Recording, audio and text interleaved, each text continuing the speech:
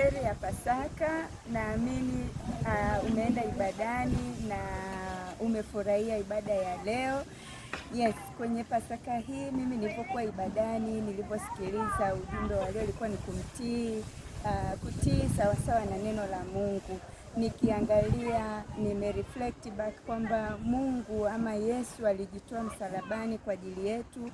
Hatukuwa tumefanya mambo mema kwa ajili ya yeye kujitoa, ila yeye kwa upendo wake alitutendea wema huu mwingi akajitoa. Sasa basi sisi ambao tumeokoka, ambao tunatakiwa kuishi maisha yanayomfanania yeye, nimegundua kwamba tuna deni kubwa sana. Sisi ambao tumeokoka, tumepata hii neema, tuna deni kubwa sana, kwa maana ya kwamba sisi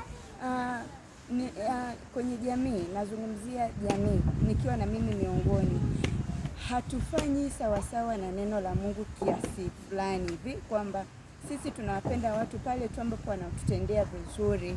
Nimeona, kwa nini nasema haya kama mdau wa jamii, nimeona familia ambayo mtoto ameenenda isivyo huwa wanamtelekeza, ingawaji kuna wakati ule mtoto alikuwa mzuri kwao na walimfurahia.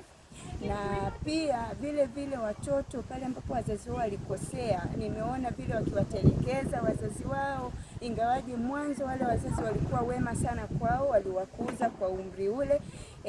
Na pia nimeona kwa mke kumpotezea mume wake pale ambapo amefanya vibaya, kwa sababu amefanya vibaya lakini haimaanishi tangu mwanzo alikuwa hivyo.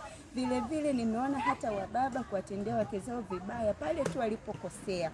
Kitendo hiki sio kizuri. Kwa kweli ni Pasaka, nimejifunza kwamba tunayo kazi kubwa sana ya kuishi sawasawa na Mungu anavyotutaka. Tuwatendee watu mema, si tu pale ambapo wanatutendea mambo yao mazuri.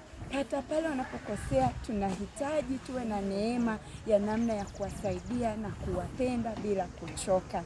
Nakutakia siku njema.